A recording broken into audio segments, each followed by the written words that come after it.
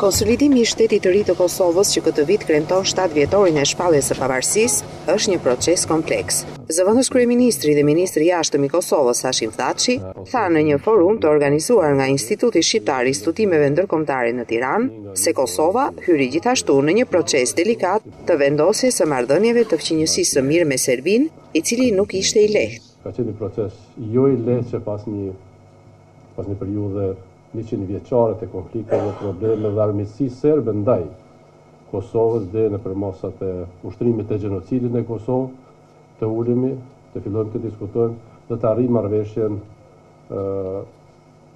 unë i them historike të Brukselit, dhe kam arsye pse e them historike, për arsye se me atë marrëveshje që arritëm në Bruksel, ne shpëtuam Kosovën nga ndarja definitivisht. Drejtori i Institutit Shqiptar të Studimeve Ndërkombëtare, Albert Rakipi, theksoi rëndësinë e këtyre bisedimeve. Ka qenë dhe ministri i jashtëm, në fakt, duke qenë dhe kryeministri, por ka qenë ministri i jashtëm, po të marrim parasysh negociatat e vështira dhe aq të lehta që nga Rambujeja dhe për të ardhur pastaj te bisedimet që do të jenë një proces në marrëdhënien midis Kosovës dhe Serbisë. Zoti Thaçi është takuar në Tiranë me zyrtarët më të lartë të vendit, të qeverisë dhe opozitës, dhe ka nënvizuar rëndësinë vendimtare të mbështetjes së dhënë nga Shqipëria për Kosovën.